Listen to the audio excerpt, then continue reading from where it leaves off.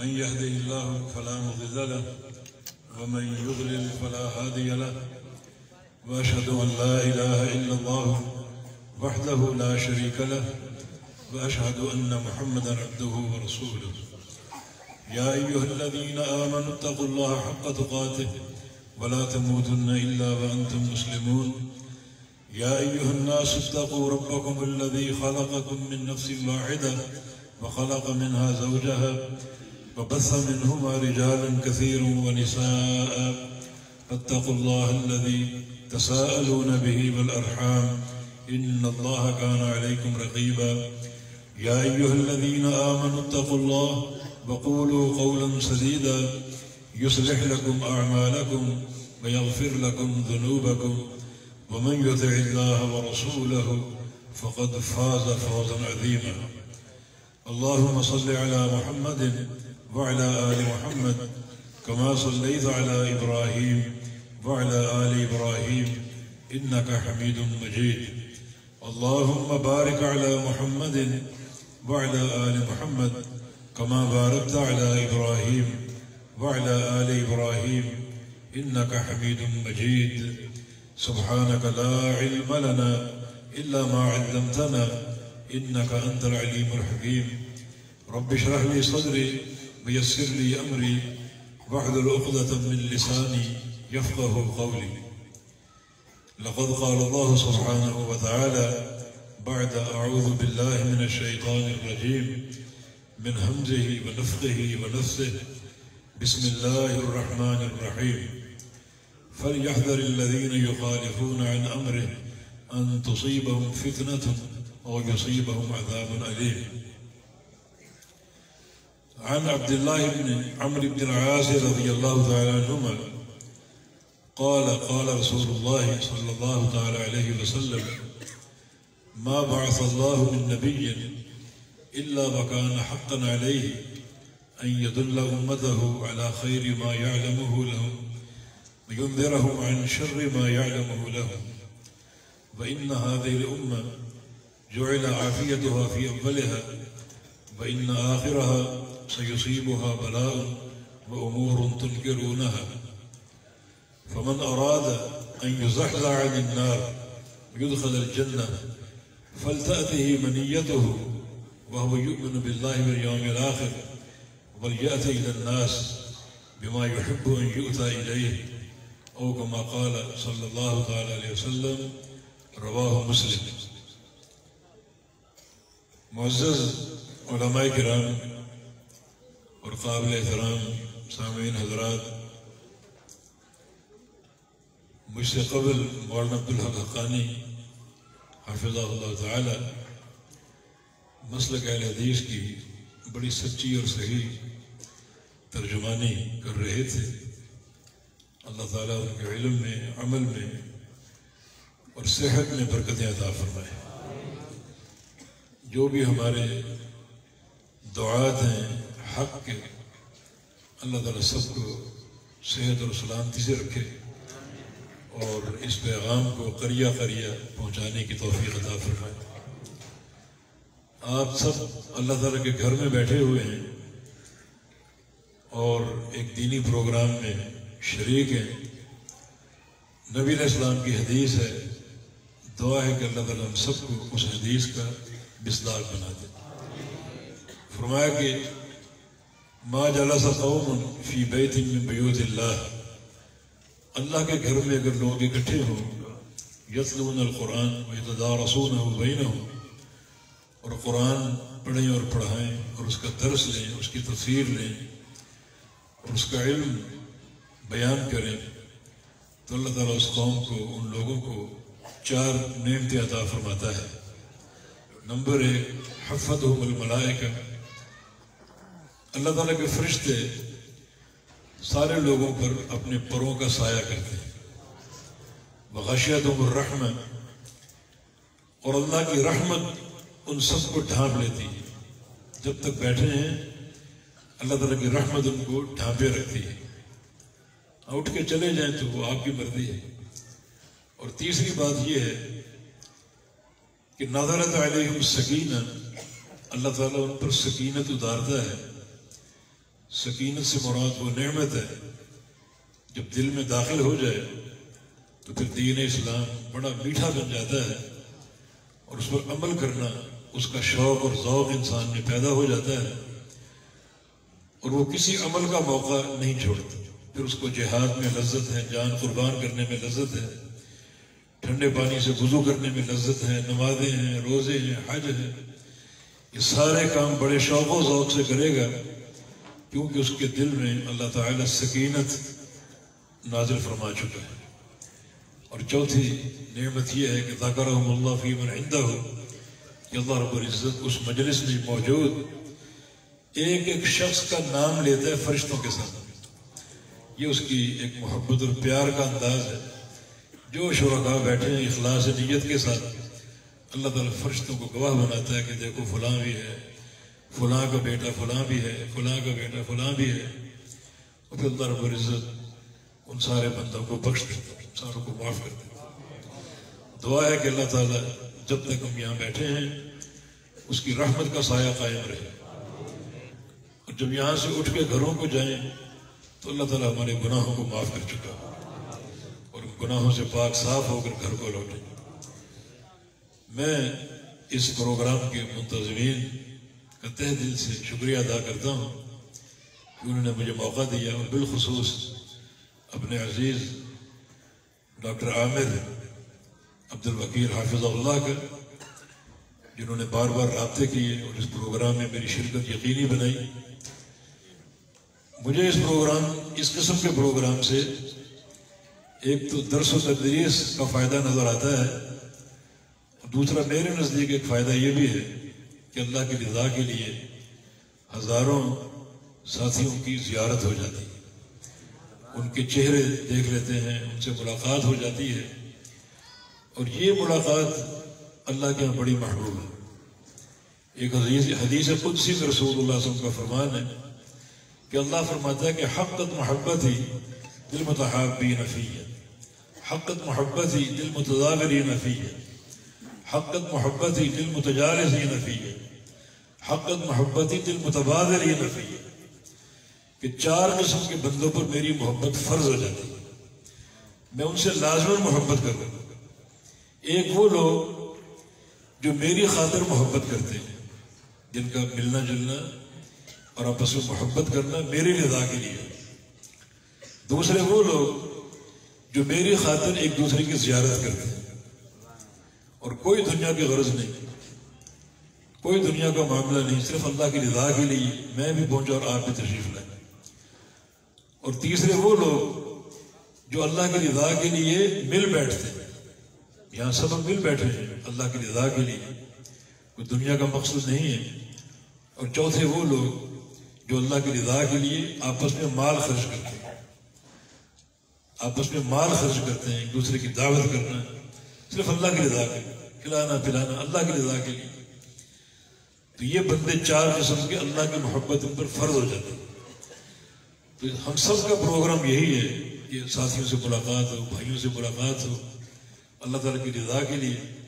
اللہ تعالیٰ یہ ملاقاتیں قبول فرما لے، ہمارا یہاں مل بیٹھنا قبول فرما لے.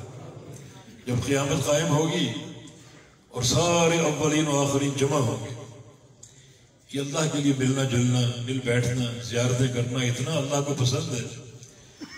جب سارے اولین و آخرین جمع ہوں گے تو اللہ تعالیٰ ایک اعلان فرمائے گا کہ این المتحابون بجلالی، وہ لوگ کہاں ہیں جو دنیا میں میری خاطر محبت کرتے تھے، میری خاطر ملتے تھے، ملاقاتیں کرتے تھے، زیارتیں کرتے تھے، وہ لوگ کہاں ہیں؟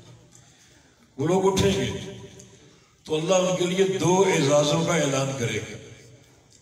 نمبر 1، لہم منابر من نور یغبطہم النبیون والصدیقون والشہداء، کہ ان کے لیے نور کے ممبر تیار ہوں گے، نور کے ممبر تیار ہوں گے اللہ تعالیٰ کے قریب، اور اللہ ان کو بٹھائے گا ان ممبروں کہ یہ وہ بندے ہیں جو دنیا میں میری خاطر ملتے تھے، جن کی محبتیں میرے لیے تھیں، جن کی قربتیں میرے لیے تھیں، اور جن کا مل بیٹھنا میرے لیے تھا. نور کے ممبروں پر بٹھائے گا. یغبطہم النبیون والصدیقون والشہداء، اور انبیاء کرام اور صدیقین اور شہداء انہیں دیکھ کر رشک کریں گے، اتنا قرب ان کو اللہ کا حاصل ہوگا، رشک کریں گے۔ یہ ایک اعزاز ہے۔ دوسرا اعزاز یہ ہے کہ الیوم اذلھم تحت ظلی یوم لا ظل الا ظلی، آج ان سارے بندوں کو میں اپنے سائے میں لے لوں۔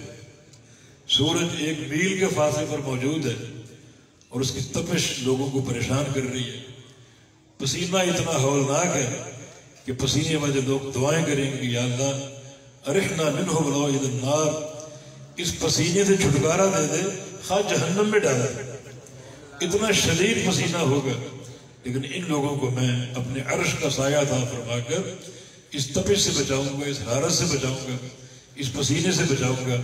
یہ وہ لوگ ہیں جنہوں نے دنیا میں اللہ کے لیے محبت کی، اللہ کے لیے میل جول رکھا اور اللہ تعالیٰ کے لیے مل بیٹھے، قربتیں اختیار کی، ایک دوسرے کی زیارتیں کی، انہیں یہ شرف اور یہ مقام حاصل ہوگا۔ اللہ تعالیٰ ہمیں بھی ان بندوں کی فہرست میں شامل فرما لے۔ گناہ گار اس قابل تو نہیں ہے، لیکن اس کی رحمت بڑی وسیع ہے۔ اللہ تعالیٰ اپنی رحمت کے جھونکے ہمیں بھی عطا فرما دے اور ہمیں بھی قیامت کی دن یہ نعمت عظمیٰ اس کے عرش کا سایہ حاصل ہو جائے، ورنہ یوم محشر کی تکلیفیں برداشت نہیں ہوگی۔ تدنو الشمس حتی تکون علی مسافت میل، سورج قریب آتے آتے ایک میل کے فاصلے پر رک جائے گا، اور میل کے دو معنی، ایک مسافت کا میل، ایک میل جانا، ایک مسافت کا، وہ آپ جانتے ہیں۔ دوسرا لغت عرب میں میل اس سلائی کو بولتے ہیں جس سے آنکھوں میں سرما ڈالا جاتا ہے۔ حدیث کا راوی کہتے ہیں مجھے معلوم نہیں یہاں کون سا میل مراد ہے، مسافت کا یا سرمے والی سلائی کا، کون سا میل مراد ہے؟ اتنی تپش ہوگی۔ آج یہ سورج کروڑہا میل کے فاصلے پر ہے اور اس کی گرمی ہمیں جھلسا دیتی ہے۔ بچاؤ کے انتظامات موجود ہیں، ٹھنڈے کمرے ہیں، اے سی ہیں، پنکھے ہیں، سائے ہیں، اسے کوئی سایہ نہ ہوگا، اور سورج بھی قیامت کا ہوگا اور ایک میل کے فاصلے پر ہوگا۔ یقیناً بڑی تپش ہے، اس سے بچنے کی ہماری دعائیں بھی ہیں، ہم سب کے حرص اور خواہش بھی ہے۔ تو یہ ایک راستہ، ایک اصل موجود ہے نبی علیہ السلام کی حدیث میں کہ وہ بندے اس تپش سے بچ جائیں گے، پسینے سے بچا لیے جائیں گے، جنہوں نے دنیا میں اللہ کی رضا کے لیے، اللہ تعالیٰ کی توحید کی خاطر اور اس کے دین کی خاطر آپس میں محبتیں کی، زیارتیں کی اور ملاقاتیں کی۔ تو اب ہم اپنے دل میں یہ بات بٹھا لیں، ہمارا یہاں پہنچنا اللہ کے دین کے لیے ہے، ایک دوسرے کو دیکھنا اور ان کی زیارت کرنا اللہ کی رضا کے لیے ہے۔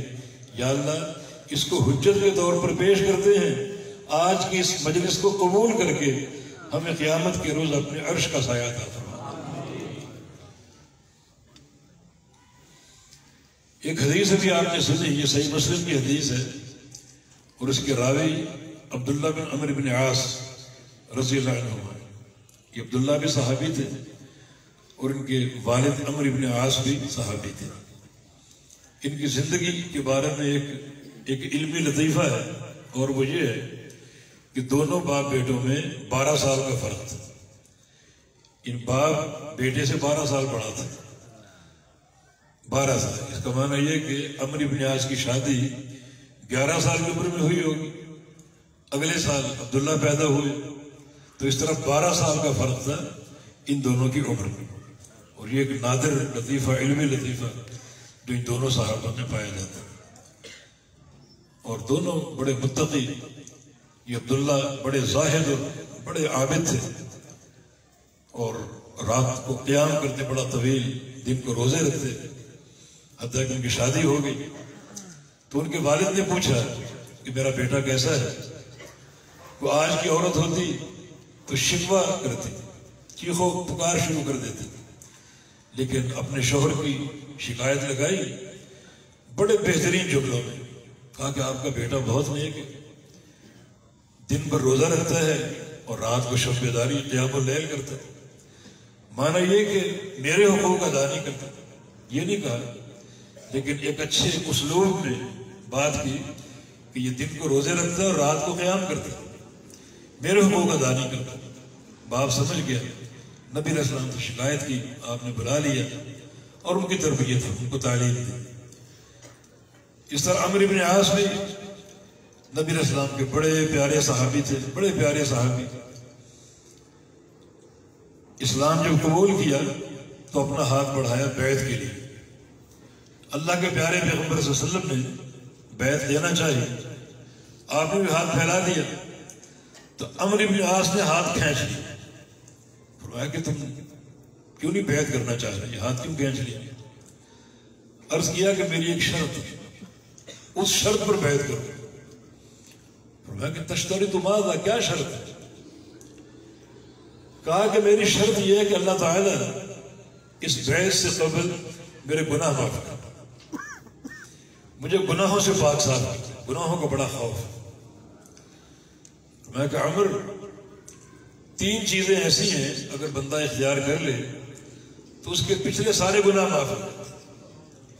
الاسلام یہدم ما کان قبلہ والہجرۃ تہدم ما کان قبلہ والحج یہدم ما کان قبلہ. ایک بندہ اسلام قبول کر لے تو اس کی سابقہ زندگی کے سارے گناہ اللہ معاف کر دیتا ہے. تم اسلام قبول کر رہے ہو، تمہارے لیے ضمانت ہے گناہوں کی بخشش کی. دوسرا بندہ ہجرت کر لے تو ہجرت سے قبل جو اس نے گناہ کیے ہوں گے وہ سارے معاف ہو جائیں.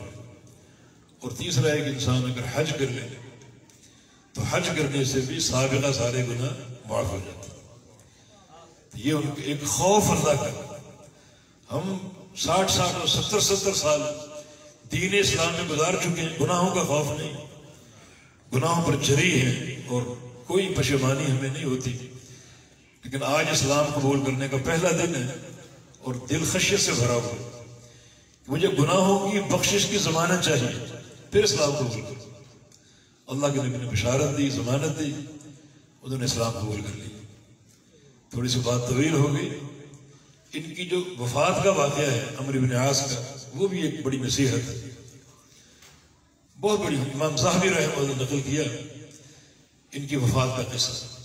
ان کا آخری وقت تھا اور یہ عبداللہ بن عمرو چرپائی پر بیٹھا ہوا تھا اور سکرات الموت طاری ہے، مگر غشی نہیں ہے، عقل بالکل صحیح کام کر رہی، زبان چل رہی. جس کی دلیل یہ کہ جب وہ بستر میں پڑے ہوئے تھے تو ایک صندوق لایا گیا.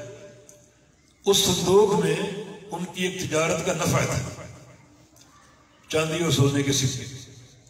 اور لانے والے نے کہا کہ یہ فلاں آپ کی تجارت کا پرافٹ ہے، نفع ہے. دیکھا اس کو اور اپنے بیٹے عبداللہ سے کہا یہ تم لے لو. عبداللہ بڑا زاہد، بڑا ایک متقی اور عابد شخصیت تھا. کہا کہ ابا جان مجھے اس کی حاجت نہیں، یہ بوجھ میں اپنے سر پہ نہیں لینا چاہتا، مجھے قبول نہیں. تو پھر بڑا ایک کفی افسوس ملا کہ میں دنیا سے جاتے جاتے یہ بوجھ بھی لے کے جا، اس کا مجھے حساب دینا پڑے گا. اور کہا کہ یا لیتن ملیئتن بعرتن، کاش یہ صندوق سونے سے نہیں بلکہ بکری کی مینگنیوں سے بھرا ہوتا، مجھے اس کا بھی حساب دینا پڑے گا. تب عبداللہ نے کہا کہ آپ بڑی ہوش مندی کی باتیں کر رہے ہیں، حالانکہ آخری وقت آپ پر طاری ہے، بڑی ایک عقل اور خرد اور ہوش مندی کی باتیں کر رہے ہیں. تو ایک بات ہمیں بتائیں کہ موت جو آپ کے سامنے ہے اس کے تعلق سے آپ کے احساسات کیا ہیں؟ کوئی تعارف کرا سکتے ہیں موت کا؟ موت کی حقیقت کیا ہے؟ کیا محسوس کر رہے ہیں؟ تو عمرو بن عاص نے جواب دیا کہ یا بنی الموت اشد من ان یوصف، میرے بیٹے موت کا نقشہ بیان کرنے کے لیے میرے پاس الفاظ نہیں، میرے پاس وہ الفاظ ہی نہیں جو موت کی منظر کشی کر سکے. لیکن میں تمہارے قریب کرتا ہوں کچھ معاملہ تم سمجھ سکو. اس وقت مجھے کیا محسوس ہو رہا ہے؟ کأن رضوہ فوق اعناقی، رضوہ ایک پہاڑی سلسلہ عرب میں، پہاڑوں کی چوٹیاں بے شمار، ایک مجموعہ پہاڑوں کا.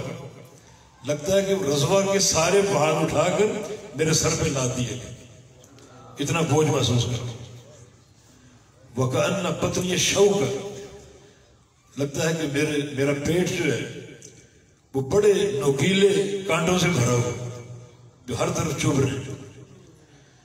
وَكَأَنَّ نَفَسِي يَخْرُجُ مِنْ إِبْرَةٍ، اور لگتا ہے کہ میرا سانس سوئی کے ناکے سے نکل. وہ سانس جو بڑی فراخی سے ہم لیتے ہیں اس وقت محسوس ہوتا ہے اتنی گھٹن ہے، اتنا حبس ہے، لگتا ہے کہ یہ سانس سوئی کے ناکے سے نکل. یہ انہوں نے موت کے منظر کشی. یہ عبداللہ بن عمرو بن عاص اس حدیث کے راوی ہیں.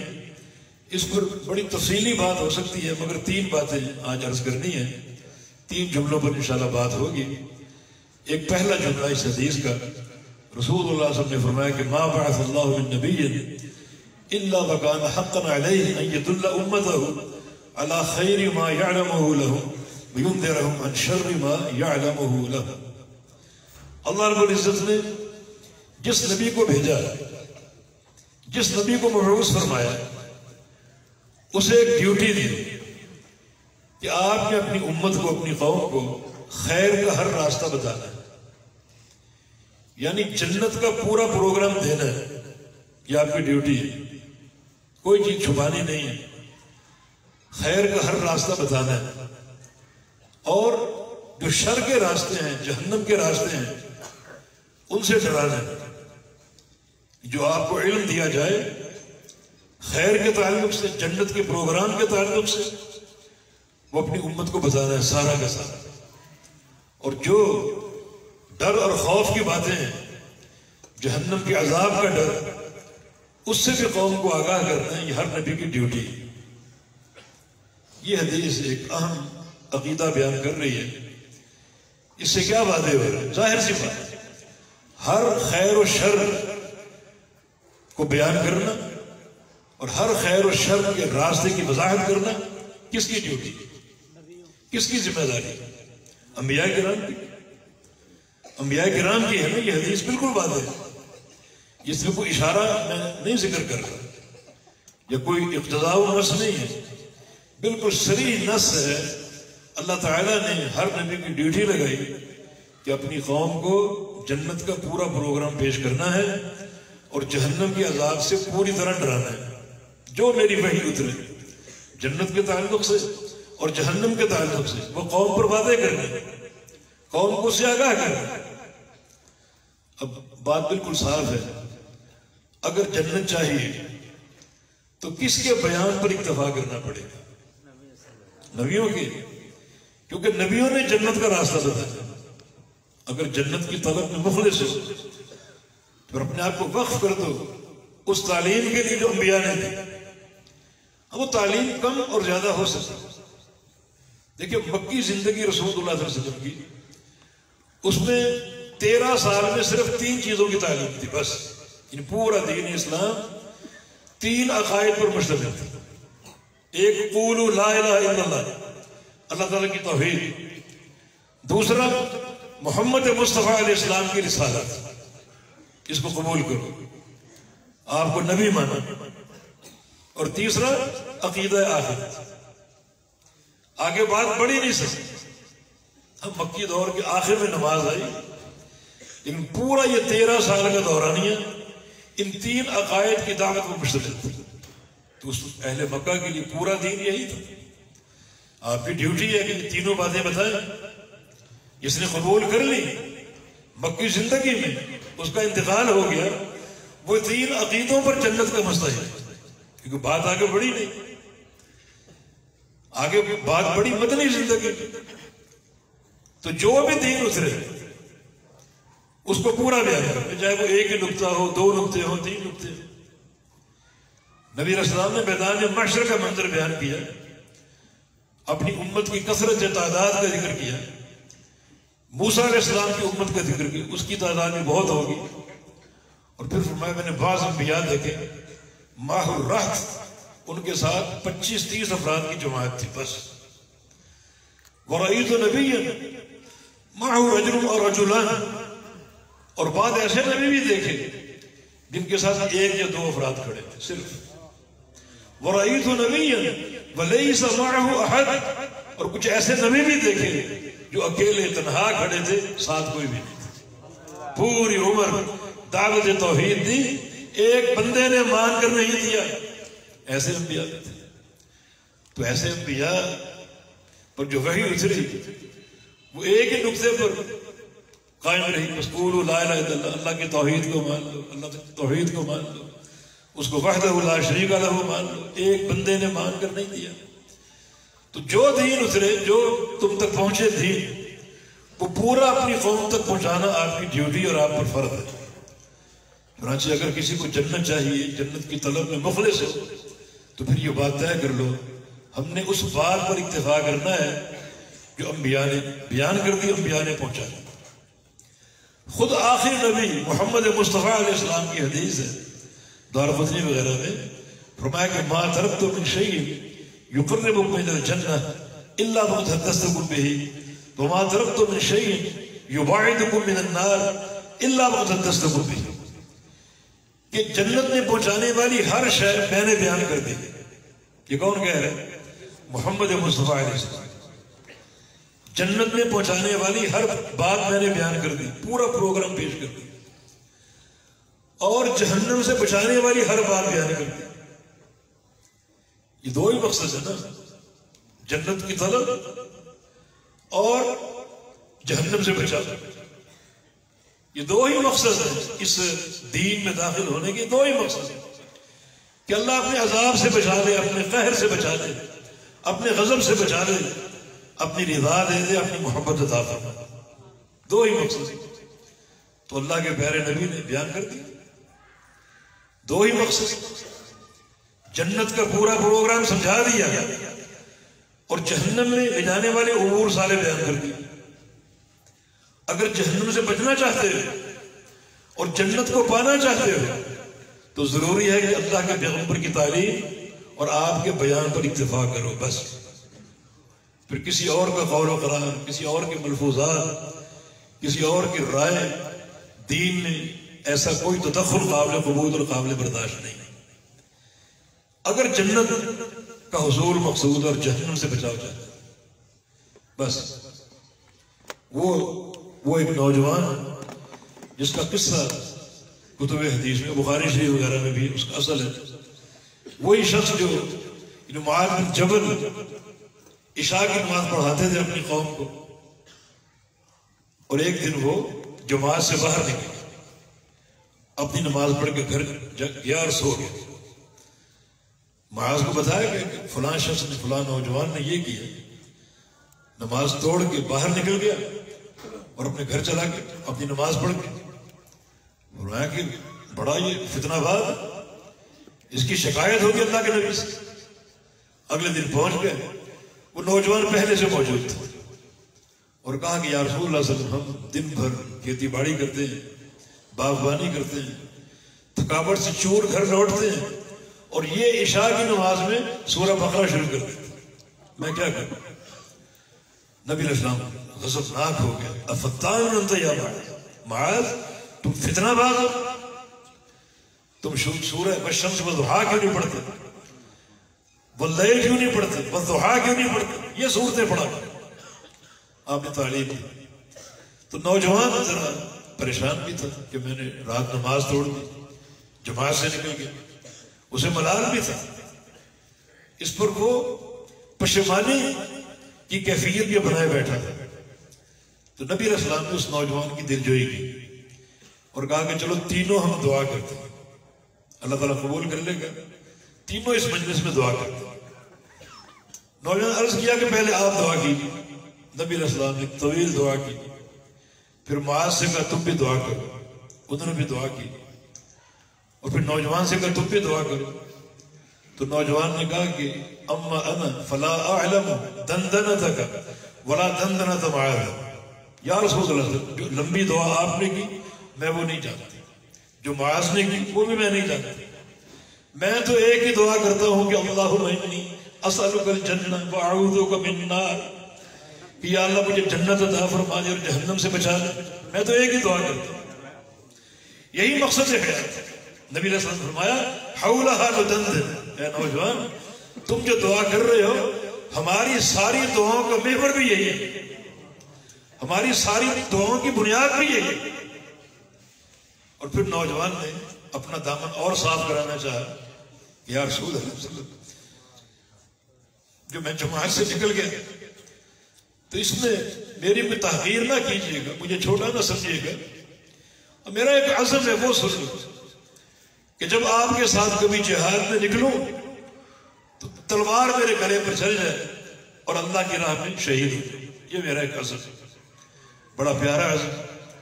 پھر واقعتاً جہاد میں شریک ہوتا، اور ایک جنگ میں اللہ کے پیارے پیغمبر نے جب شہداء کی لاشوں کو دیکھا تو اس نوجوان کی لاش بھی تھی اور باقی تلوار گلے پر چل چکی تھی.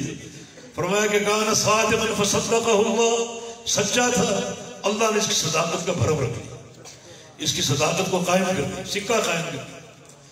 تو اس قصے کا مقصد یہ ہے کہ یہی محور ہے نا، جہنم سے بچاؤ اور جنت کا داخلہ. اللہ کے نبی نے بھی فرمایا کہ ہماری بھی تمام تر دعاؤں کا محور یہی ہے. جتنی بھی کتب حدیث میں دعائیں ہیں ان کا محور یہ دو ہی چیزیں کہ یا اللہ جہنم سے بچا دے اور جنت کا داخلہ عطا فرما دے. ہماری یہ چمڑیاں جہنم کی آگ برداشت نہیں کر سکتی، یہی محور. اور وہ علاج موجود ہے. اللہ کے نبی فرما رہے ہیں کہ جنت میں پہنچانے کا پورا پروگرام میں نے دے دی اور جہنم سے بچاؤ کا پورا پروگرام میں نے پیش کر دیا. اب کیا چاہتے ہیں؟ جنت چاہیے، جہنم سے بچاؤ چاہیے، تو نبی علیہ السلام کی اس فرمان کے مطابق اس حدیث پر اکتفا کرنا پڑے گا.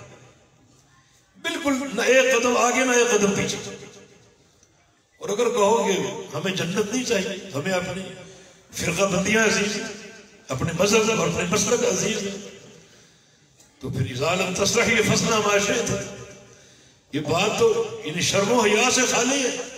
اگر شرم نہیں تو جو چاہو کرو. جب حیا کا لباس اتار دیا تو جو چاہو کرتے پھر. لیکن اگر مخلص ہو جنت کی طلب میں اور جہنم سے پناہ میں تو اس حدیث کو سامنے رکھتے ہوئے اللہ کے پیارے پیغمبر کی تعلیمات پر، آپ کے فرامین پر، قال رسول اللہ پر اکتفا کرنا پڑے گا. یہ اس حدیث کا یہ پہلا جملہ اور سب سے بڑا مظہر اللہ کے پیارے پیغمبر کی سیرت طیبہ. ربیع الاول کا مہینہ بڑے زور و شور سے آپ کی شان بیان ہوتی ہے، آپ کا مقام بیان ہوتا ہے. میں ایک چھوٹا سا خادم مسلک اہل حدیث کا، ہم بھی آپ کی شان بیان کرتے ہیں، آپ کا مقام بیان کرتے ہیں، لیکن وہ بیان کرتے ہیں جو دنیا میں کوئی نہیں بیان کرتا، کوئی نہیں بیان کرتا. ہمارے نزدیک پیغمبر علیہ السلام کی شان کا محور آپ کی کالی زلفیں نہیں ہیں، یا آپ کے چمکدار دانت نہیں ہیں، یا آپ کے ہونٹ کے رخسار نہیں ہیں. آپ کا حسن ناقابل مثال ہے. لیکن اصل آپ کی شان کیا ہے؟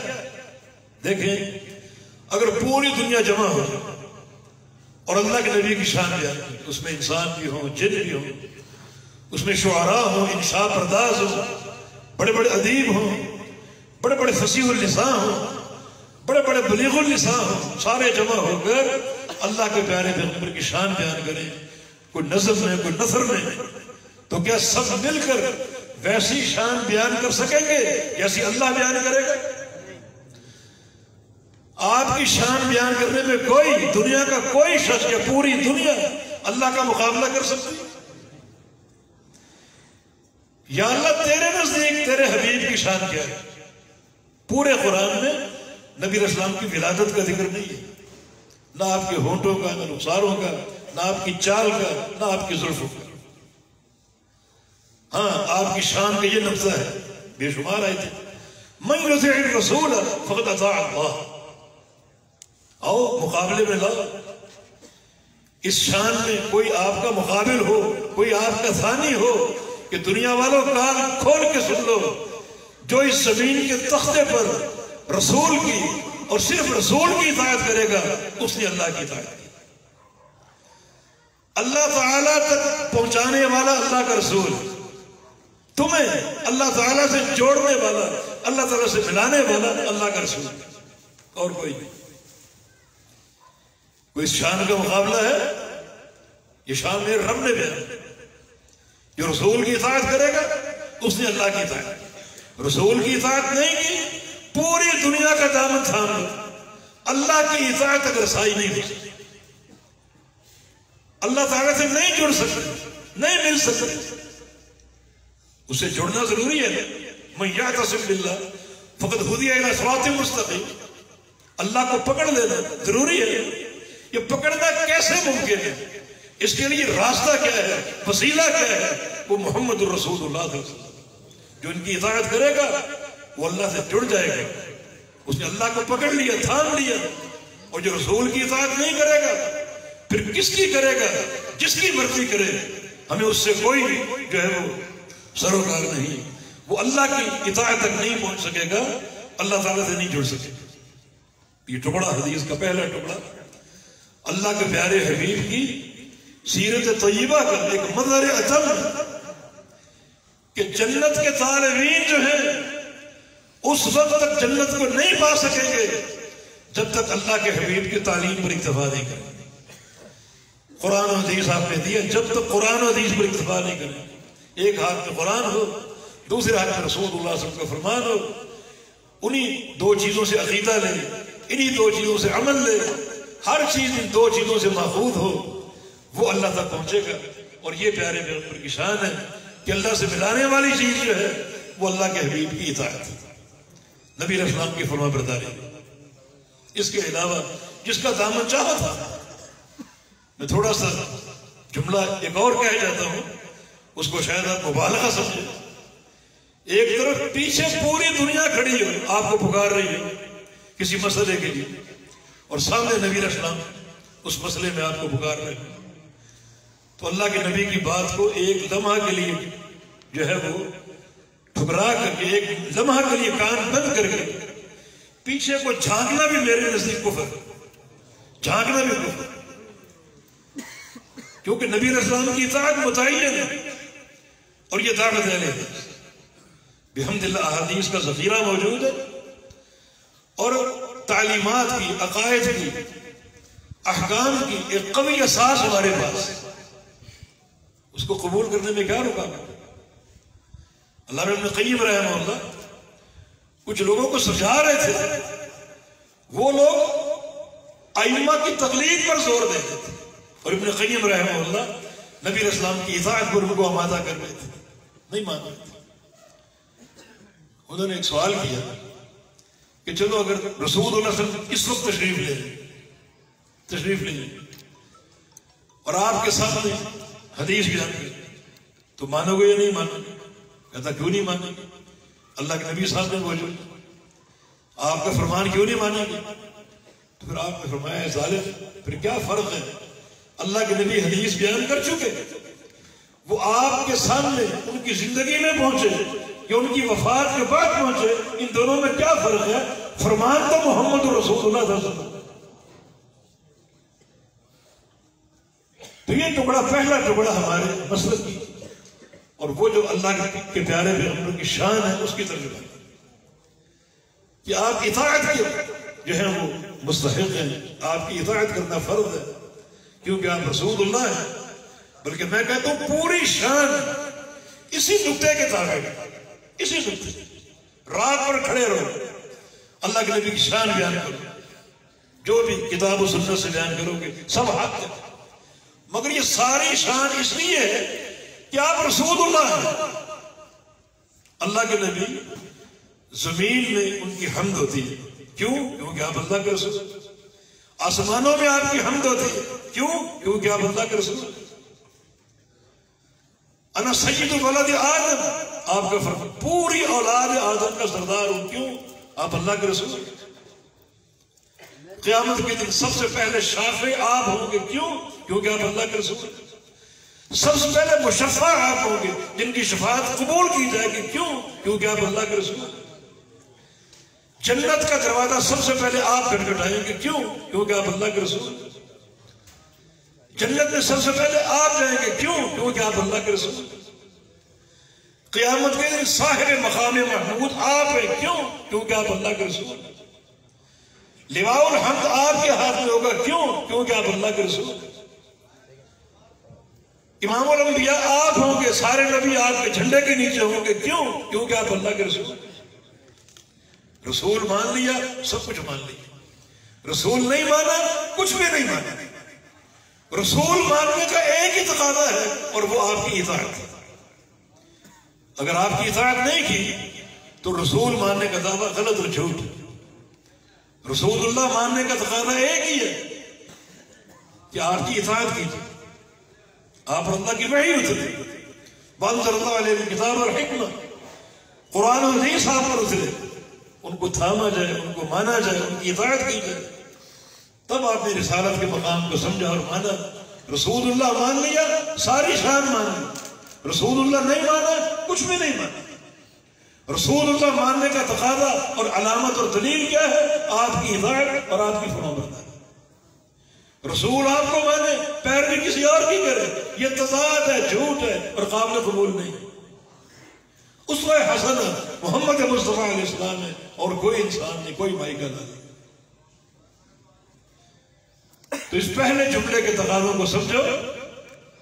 ہمارے نزدیک جو ایک آپ کا مقام اور شان ہے، یہ ٹکڑا اس کی زبردست دلیل اور سب سے اونچا مقام ہے کہ آپ کی اطاعت اللہ کی اطاعت، بلکہ ایک مقام پر آپ کی محبت کو، آپ کی اتباع کو اللہ کی محبت قرار دیا، یعنی اللہ تعالیٰ کی محبت سے دنیا کو جوڑنا ایک ہی شخصیت کا کام ہے اور وہ محمد الرسول اللہ صلی اللہ علیہ وسلم۔ تو اور کس چیز کی حاجت ہے؟ جنت کی طلب بھی اللہ کی محبت کے بغیر ممکن نہیں ہے۔ اور اللہ کی محبت کیسے حاصل ہوگی؟ فاتبعونی سے، میرے حبیب کی اتباع کرو، یحببکم اللہ، تمہیں اللہ اپنا محبوب بنا دے گا۔ تو دنیا والوں کو اللہ کی محبت سے جوڑنے والے محمد الرسول اللہ صلی اللہ علیہ وسلم اور کوئی نہیں۔ دوسرا جملہ فرمایا کہ ان هذه الامه جعل عافیتها فی اولها وان آخرها سیصیبها بلاء وامور تنکرونها۔ یہ میری ساری امت جو ہے، اس ساری امت کی تمام تر عافیت اس امت کے پہلے دور ہے۔ کس کا دور ہے وہ؟ جی صحابہ کرام۔ وہ دور صحابہ کا پہلا دور کس کا دور ہے؟ صحابہ کرام کا دور۔ فرمایا کہ تمام تر سعادت پہلے دور ہے، وہ دور عافیت والا دور تھا، وہ دور سعادت والا دور تھا، وہ دور خیر سے بھرپور تھا، پہلا دور۔ اس میں کئی چیزیں، ایک تو شان صحابہ ثابت ہے، دوسرا غور کرو یہ صحابہ کا دور عافیت اور سعادت اور خیر سے بھرپور کیوں تھا؟ ویسے آپ بھی بن جائیں، یہاں بھی در حقیقت اتباع رسول کی طرف اشارہ ہے کہ صحابہ مثالی کیوں بنے؟ ان کا دور تمام تر خیر کا مجموعہ کیوں تھا؟ ان کا دور تمام تر برکتوں والا دور کیوں تھا؟ سعادت سے بھرپور کیوں تھا؟ اس لیے کہ انہوں نے حبیب مصطفیٰ علیہ السلام کی اطاعت کی تھی۔ اس اطاعت کی برکت سے اللہ تعالیٰ نے اس دور کو مثالی قرار دیا اور صحابہ کے ایمان کو مثالی قرار دیا۔ فَإِنْ آمَنُوا بِمِثْلِ مَا آمَنْتُمْ بِهِ فَقَدْ اهْتَدَوْا۔ تم تب ہدایت یافتہ بنو گے جب تمہارا ایمان صحابہ کا ایمان جیسا ہو۔ اور ان کا ایمان کیا تھا؟ اللہ کے نبی کی اطاعت، اللہ کے نبی کی اتباع، ہر چیز میں اتباع، یعنی اطاعت کے نقشے پر ایسے وہ قائم تھے کہ وہاں نافرمانی کا کوئی تصور نہیں تھا۔ نماز کے معاملے، حج کے معاملے، روزے کے معاملے، زکوٰۃ کے معاملے، عقیدے کے معاملے، ٹھوس چیزیں، ان میں تو اطاعت تھی ہی تھی۔ ایک مثال آپ کو دیتا ہوں، جنگ خیبر کے موقع پر آپ نے خیبر کا جھنڈا امیر المومنین علی بن ابی طالب رضی اللہ عنہ کو دیا کہ جھنڈا تم لے لو، اور آپ نے فرمایا تھا کہ لأعطین غدا الراية رجلا يحب الله ورسوله ويحبه الله ورسوله اور يفتح الله على يده، کہ اللہ ان کے ہاتھ پر فتح دے گا خیبر کو۔ جھنڈا دے دیا، جب صبح دے کر روانہ کیا تو کچھ تعلیمات دی اور کہا کہ علی انفذ رسلک، سیدھے جاؤ، دائیں بائیں جھانکنا نہیں، پیچھے مڑ کر نہیں دیکھنا، سیدھے جاؤ حتی تنزل بساحتہم، حتیٰ کہ تم یہود کے شہر میں جا کے اترو، خیبر میں سیدھے جاؤ، نہ رکنا ہے نہ ٹھہرنا ہے نہ دائیں بائیں جھانکنا۔ علی چل پڑے، جھنڈا لے لیا۔ اب ایک اطاعت کا امتحان آ گیا، ایک سوال کرنا تھا نبی علیہ السلام سے، بڑا اہم سوال، جنگ کے تعلق سے، جہاد کے تعلق سے، وہ سوال ضروری تھا۔ اب سوال کرنے کے لیے کم از کم پیچھے مڑنا پڑتا یا واپس جا کر پوچھتے جو ادب کا تقاضا تھا، پیچھے گھومنا پڑتا، لیکن اللہ کے نبی فرما چکے انفذ برسلک، سیدھے جانا۔ اب کیا، یہ اطاعت کا امتحان، سوال بھی ضروری ہے، اور سوال کرنے کے لیے ٹھہرنا پڑتا، پیچھے جھانکنا پڑتا، مڑ کے دیکھنا پڑتا، لیکن کیا قربان جائے اطاعت کا حالت، چلتے گئے، نہ رکے، نہ پیچھے کو مڑ کے دیکھا، نہ دائیں بائیں جھانکے، بلکہ چلتے چلتے بلند آواز سے پکارا، یا رسول اللہ الا ما اقاتل، یا رسول اللہ صلی اللہ علیہ وسلم کب تک جہاد کرنا، یہود سے جنگ کب تک کرنا؟ بڑا اہم سوال تھا۔ آپ نے بھی اسی بلند آواز جواب دیا کہ قاتلہم حتی یکون الدین للہ، اس وقت تک قتال کرنا ہے جب تک یہ دین اللہ کا نہ بن جائے اور توحید قائم نہ ہو۔ اطاعت۔ ابو ذر غفاری کے ساتھ آپ مدینہ منورہ میں ایک مقام پر تشریف لے گئے، رات کا وقت تھا، آپ نے ایک دائرہ کھینچا اور کہا کہ ابو ذر یہاں کھڑے ہو، اللہ رسول حتی آتی، جب تک میں واپس نہیں لوٹوں یا کھڑے رہے، ہلنا نہیں آنا، باہر نہیں آنا، کھڑے رہے۔ اللہ کے نبی چلے گئے، تھوڑی دیر بعد ایک دھماکہ ہوا، بڑا خوفناک۔ ابو ذر پریشان کہ نبی علیہ السلام کو کوئی اذیت لاحق ہو گئی، کوئی حادثہ پیش آ گیا، کوئی صدمے کی بات ہے، فوراً بھاگ کے جانا چاہا کہ اپنے نبی کو دیکھو، اپنے محبوب کو دیکھو، لیکن پھر یاد آیا کہ اللہ کے پیغمبر تو یہ فرما گئے یہاں سے ہلنا نہیں۔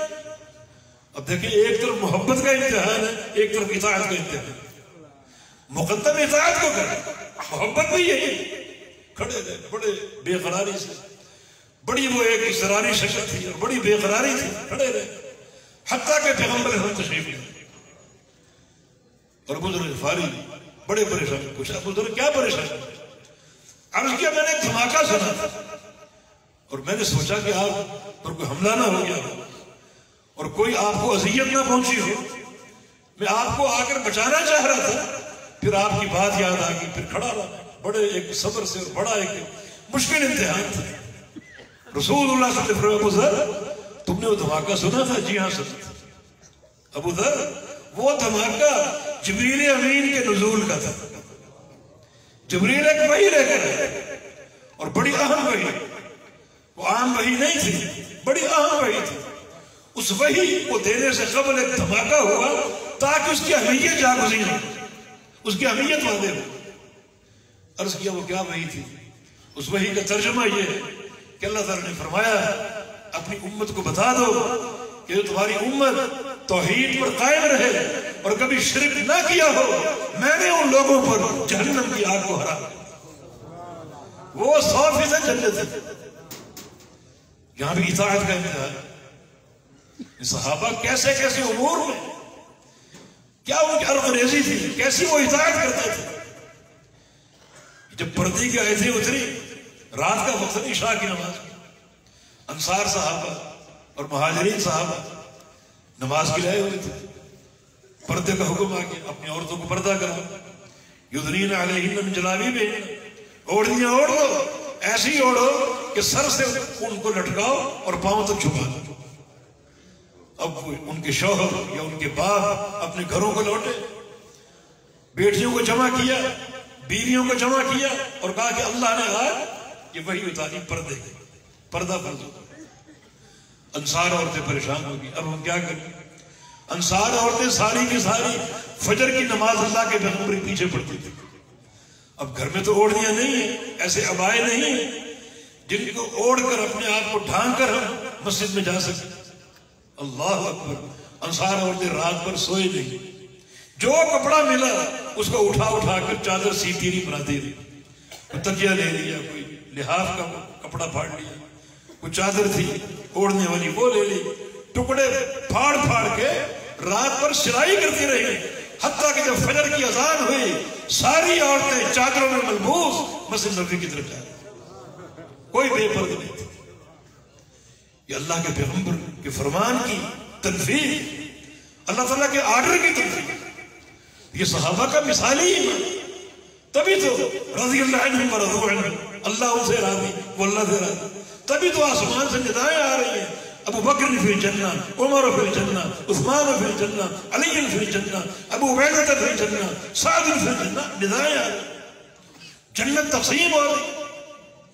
سعد بن معاذ رضی اللہ، کیا ان کی اطاعت تھی، کیا ان کا ایمان تھا، کیا ان کا جذبہ تھا، 4 سال پیغمبر علیہ السلام کی رفاقت میں رہے، صحبت میں رہے، اور جب انتقال ہوا تو اللہ کے پیغمبر نے کیا فرمایا؟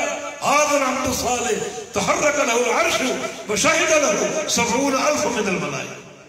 اس اللہ کے نیک بندے کی وفات پر اللہ کا عرش ہل گیا، اللہ نے 70,000 فرشتوں کو حکم دیا کہ جاؤ اور جا کر سعد کا جنازہ پڑھ دو۔ کیا ان کا کردار، کیا جذبہ اطاعت، رضائیں تقسیم ہو رہی، اللہ کی محبتیں بڑھ رہی، وہ سیرت اپنا۔ سعد بن معاذ کی والدہ بیٹے کی جدائی پر رو رہی تھی، آنسو رک نہیں رہی تھی، رسول اللہ صلی اللہ علیہ وسلم نے فرمایا جاؤ سعد بن معاذ کی والدہ کو خوشخبری دو، لا یرقع دمع ام سعد، سعد کی ماں کے آنسو رک نہیں رہے، آنکھیں خوش نہیں ہو رہی، مسلسل روئے جا رہے۔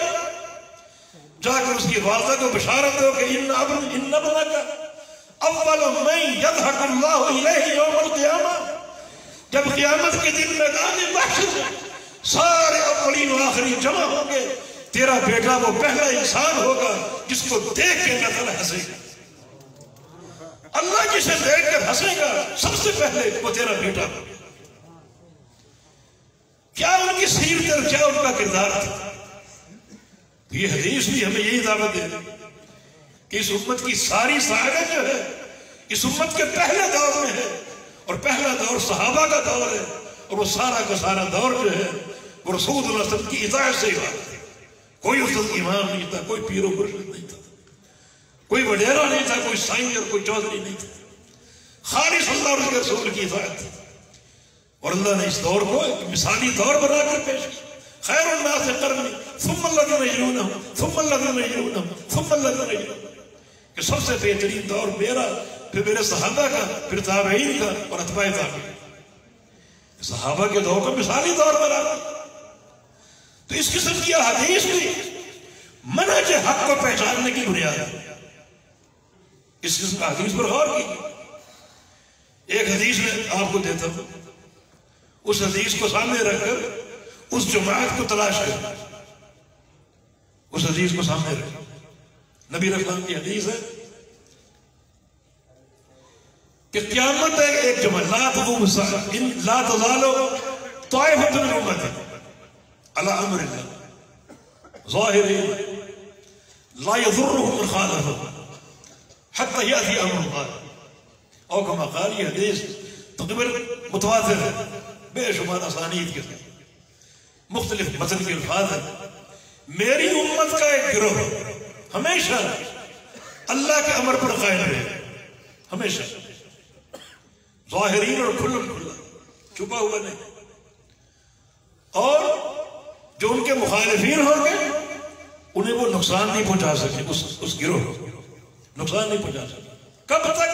حتی یأتی امر اللہ، جب تک قیامت نہ آئے۔ نبی علیہ السلام کا مقصد کیا ہے یہ حدیث بیان کر کے کہ لوگوں اگر قرآن و حدیث کے دلائل تم قبول کرنے کو تیار نہیں ہو، اس طرح تمہاری آنکھوں میں پردہ پڑا ہوا ہے، تو اس جماعت ہی کو ڈھونڈو جائے، اس جماعت ہی کو تلاش کرو کہ وہ کون جماعت ہو سکتی ہے۔ اب تین علامات علی امر اللہ، وہ جماعت اللہ کے امر پر قائم ہو۔ اب آپ بتاؤ اللہ کا امر کیا ہے؟ کیا کسی امام کا قول اللہ کا امر ہے؟ کیا کسی پیر و مرشد کی تعلیم اللہ کا امر ہے؟ کیا کسی انسان کے ملفوظات اللہ کا امر ہے؟ اللہ کا امر دو چیزیں ہیں، قرآن اور حدیث۔ اب وہ طائفہ کون ہے؟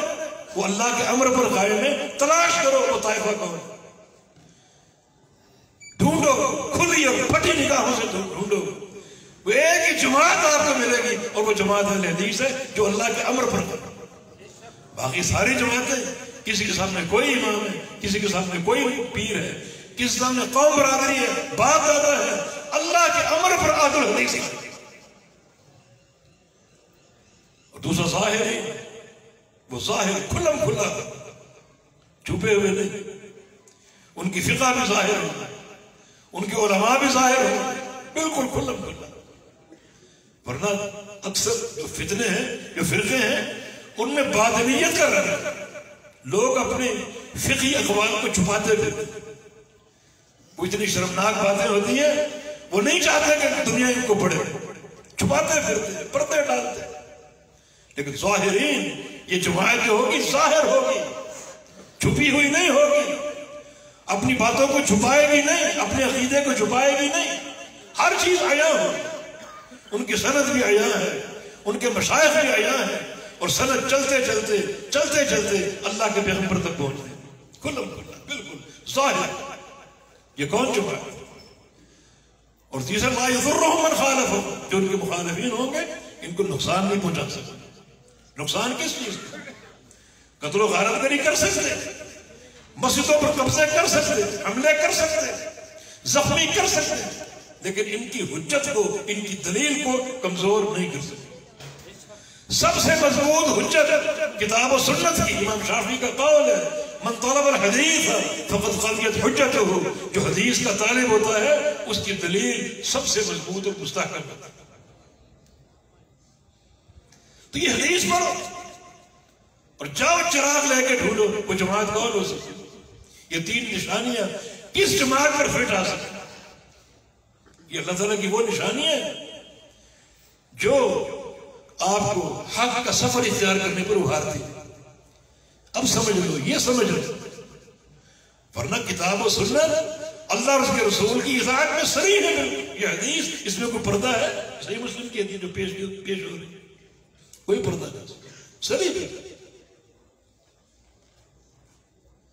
وہ صحیح بخاری کی ایک حدیث آپ نے کبھی سنی ہوگی مجھ سے بھی،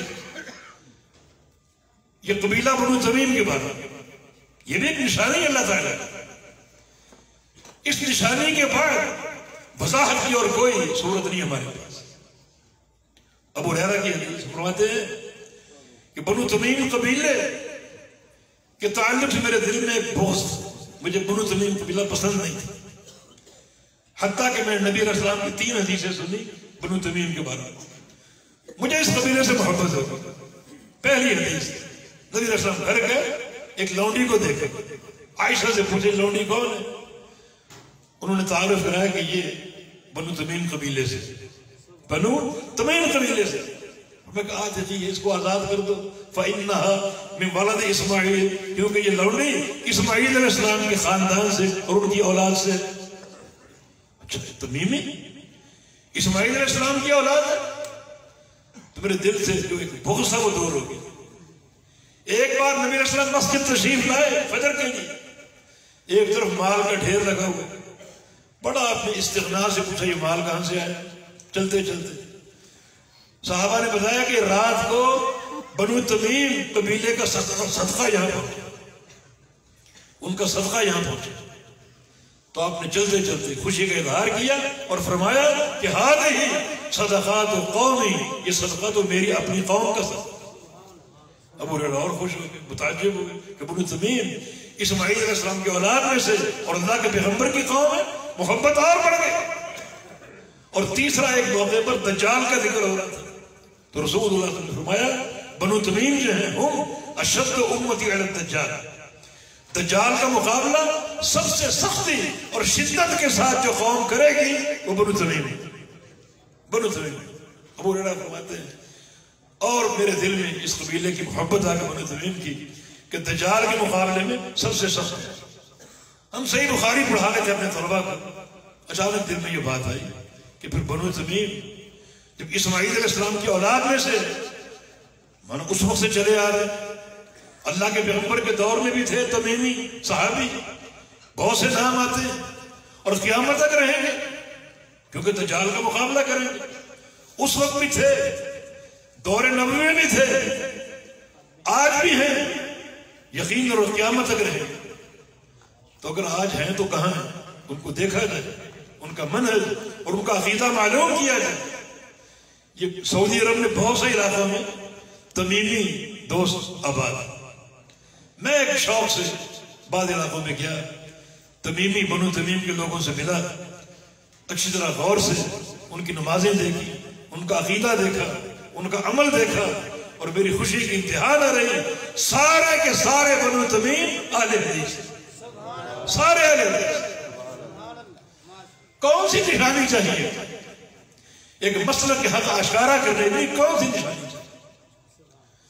تو یہ ٹکڑا بھی حقیقت میں اسی منہج کی نشاندہی کرتا ہے کہ میری امت کا جو سب سے ایک ذری دور، تمام تر خیر پر مشتمل دور، وہ صحابہ کا دور۔ تو دور سب سے بہتر کیوں ہوا؟ کس منہج پر ہوا؟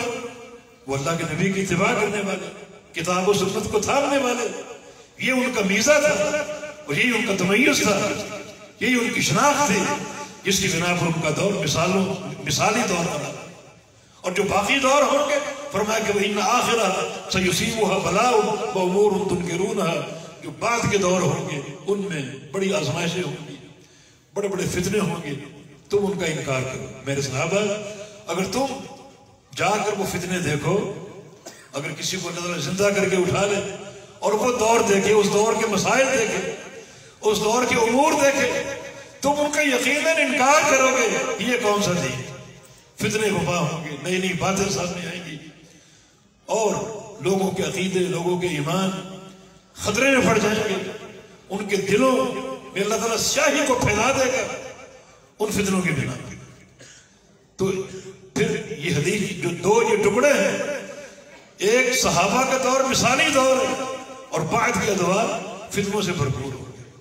تو اس مثالی دور کی مثال اپنے اندر قائم کریں اللہ کے حبیب کی اتباع کی صورت میں، اور جو فتنوں کے دور آئیں گے، فتنوں سے اپنے آپ کو بچاؤ، فتنوں سے بچاؤ۔ یہ ایک نصیحت اپنے آپ کو کر رہا ہوں اور آپ سب کو کر رہا ہوں کہ فتنوں سے بچاؤ کے لیے آپ کے پاس ایک ہی ہتھیار ہے، اور وہ ہے حدیث کا علم اور حدیث کے علماء۔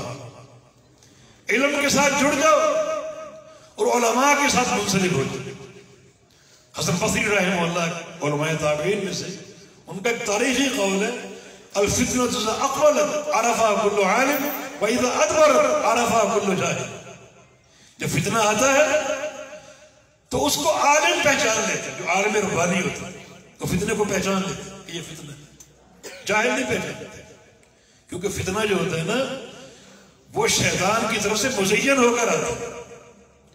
شیطان یہ نہیں کہتا کہ فلاں عمل نہ کرو، فلاں کام نہ کرو، نماز نہ پڑھو، روزے نہ رکھو، نہیں، وہ ان اعمال کو پیش کرے گا اپنے اضافوں کے ساتھ، اپنی زینتوں کے ساتھ۔ لَوْزَيِّنُنَّ لَهُ، تیرا راستہ اپنی سجاوٹوں سے، ملمہ سازی سے سجا کر پیش کرو۔ اب جاہل اس ملمہ سازی کو پہچان نہیں پاتے، علماء جانتے کہ ملمہ سازی قرآن کے خلاف ہے، حدیث کے خلاف ہے، فتنوں کو پہچان جائے۔ تو اگر بچاؤ چاہیے تو علماء کی رفاقت قبول کیجیے، علماء کی معیت اور ان کی صحبت میں بیٹھیے تاکہ فتنوں سے بچ سکے۔ یہ دور فتنوں سے بھرپور دور ہے، اور کیوں نہ ہو، اللہ کے پیارے پیغمبر نے بڑی نشاندہی کی، تورد الفتن القلوب کعرض الحصیر عودا عودا، کہ فتنے دلوں پر حملہ آور ہوں گے اتنے زیادہ جیسے چٹائی کے تنکے ہوتے ہیں۔ چٹائی کو ایک دو تنکوں سے نہیں بنتی، ہزاروں تنکوں سے بنتی، اور وہ تنکے جڑے ہوتے ہیں باہم، ایک فتنہ، دوسرا فتنہ، تیسرا فتنہ، باہم مربوط ہو کر آئیں گے اور دلوں پر یہ آئیں گے۔ کیسے بچے؟ تموجوں کا موج بڑھ، فتنے آئیں گے سمندر کی لہروں کی طرح، لہریں کبھی ختم ہوئی ہیں سمندر، اور فرمایا کہ فتنے آئیں گے قطع اللیل المظلم، سیاہ رات کے ٹکڑوں کے بعد، ٹکڑے نہیں ہوتے، پورا اندھیرا ہوتا ہے، اس طرح باہم مربوط فتنے ہوں گے۔ نشاندہی آپ نے فرما دی، پیش گوئی آپ نے فرما دی، بچاؤ کا راستہ، فتنوں سے دوری، علماء کی رفاقت اور صحبت۔ آج کل ایک فتنہ گردش کر رہا ہے، اور وہ ہے جماعت کو تقسیم کرنے والا، جماعت کو بانٹنے والا، یزیدی اور حسینی کے نام سے۔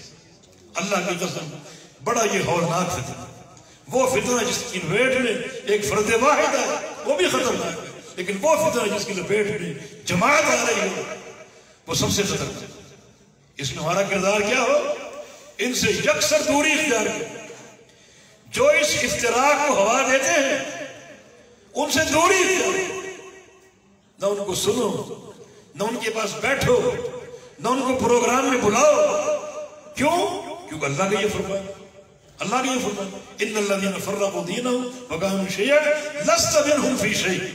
جن لوگوں نے دین کو بانٹا، ٹکڑے ٹکڑے ہوئے، جماعت کو تقسیم کیا، اے میرے پیغمبر آپ کا ان سے کوئی تعلق نہیں ہونا چاہیے. کوئی تعلق، ہر تعلق کشیدہ کر، ہر تعلق. اور جو انٹرنیٹ یا سوشل میڈیا اس پر سننے کی بھی کوشش نہ کرو، یہ بربادی کا راستہ. دیکھیں نبی علیہ السلام کی حدیث ہے، ہم نے بھاولپور میں پیش کی، ان من البیان لسحرا، کہ بعض بیان جادو ہوتے ہیں. یہ بیان کی تعریف نہیں ہے. بیان کا جادو ہونا، تقریر کا جادو ہونا یہ اس کی فضیلت نہیں ہے، بلکہ اس بیان کی حوصلہ شکنی ہے، اس بیان کی مذمت ہے. کیونکہ جادو کفر ہے. کفر کے ساتھ اسلام بیان نہیں ہو سکتا. جادو کفر، تو کفر کے ساتھ اسلام کی تعریف کیسے ہو سکتی؟ کفر کے ساتھ کسی شے کی تعریف کیسے ہو سکتی؟ تو بعض بیان جادو ہوتے ہیں. ایسے جادوگر اس وقت پھیلے ہوئے فتنوں کی شکل، لچھے دار باتیں، جوشیلی ان کی باتیں، جذبات سے بھرپور باتیں، اور آپ سنیں گے تو جادو کا اثر آپ پہ ہو سکتا ہے. یہ اللہ کے پیغمبر کی تنبیہ ہے کہ تماش بین نہ بنو، کہ دیکھیں کیا باتیں ہو رہی ہیں، کیا بیان ہو رہے ہیں. تماش بین نہ بنو، بلکہ یکسر گریز کرو. اپنے موبائلوں سے اس قسم کے عناوین کو نکال کر باہر کرو. سننے کی ضرورت ہے، کیونکہ بعض بیان جادو ہوتے ہیں. ہو سکتا ہے جادو کا اثر آپ پر ہو سکتا ہے آپ کا عقیدہ اچھا ہو، منہج اچھا ہو، لیکن پیارے پیغمبر کی تعلیم ہے اگر جادو والے بیان کو سنو گے تو آپ جادو کے زیر اثر آ سکتے ہیں، آپ خود بھی جادوگر بن سکتے ہیں. بہت بڑی تبدیلی. اس اشارے کو سمجھنے کی کوشش اللہ کے پیارے پیغمبر نے یا اہل بدعت کو کہ افتراق کی دعوت دینے والوں کو ایک بری مثال سے یاد کیا. اور مثال کیا ہے؟ بھاولے کتے کی. یہ ان کے قریب نہ جانا، ان کے قریب جانا بھاولے کتے کے قریب جانے کے مطابق. کیوں؟ اگر بھاولے کتے کے قریب گئے اور تمہیں وہ کاٹ لے تم بھی بھاولے بن جائے. اور اگر کسی ایسے انسان کے پاس گئے جو افتراق کی دعوت دیتا ہے، انتشار کی دعوت دیتا ہے، تو آپ بھی اس دعوت کی لپیٹ میں آ سکتے ہیں اس جیسا. تو اللہ کا خوف کیجئے.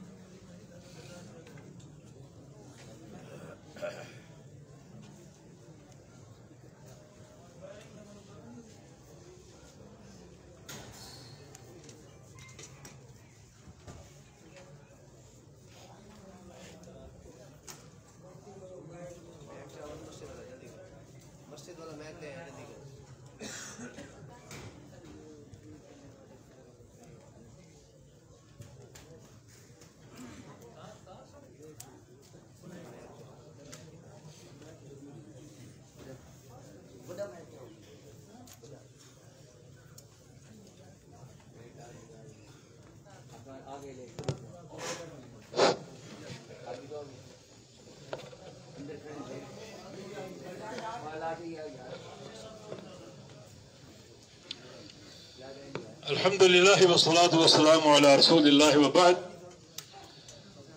بات تقریباً اختتامی مرحلے میں تھی. ایک حدیث آخر میں پیش کر کے اپنی بات کو سمیٹ لیتے ہیں. یہ حدیث صحیح مسلم کی ہے اور حذیفہ بن یمان رضی اللہ عنہ کی روایت سے کہ رسول اللہ صلی اللہ علیہ وسلم نے فرمایا تعرض الفتن والقلوب کعرض الحصیر عودا عودا، کہ فتنے دلوں پہ یلغار کریں گے. یہ سب سے خطرناک فتنہ ہے. جو فتنہ دل پر حملہ آور ہو سب سے خطرناک. جسم پر ہو وہ قابل برداشت ہے، انسان اندھا ہو جائے، بہرا ہو جائے، گونگا ہو جائے، ہاتھ کٹ جائے، ٹانگ کٹ جائے، وہ قابل برداشت ہے. لیکن جس فتنے کی یلغار دل پر ہو وہ خطرناک ہے.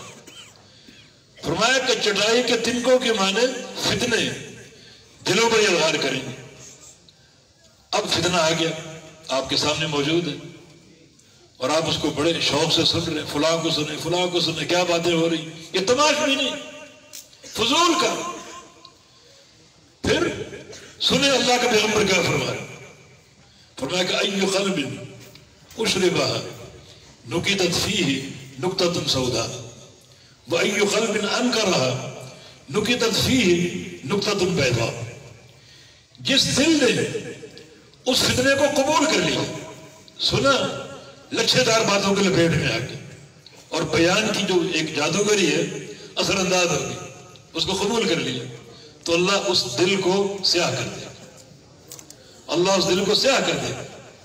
اور جو شخص کوئی توجہ نہیں دیتا اور فتنے سے بچ جاتا ہے، اس قسم کے فتنے کا انکار کر دیتا ہے، تو نکتت فیہ نکتۃ بیضاء، اللہ اس دل کو روشن کر دیتا ہے، اس دل کو نور سے بھر دیتا ہے، اس دل کو منور، مصفہ اور مجلہ کر دیتا ہے.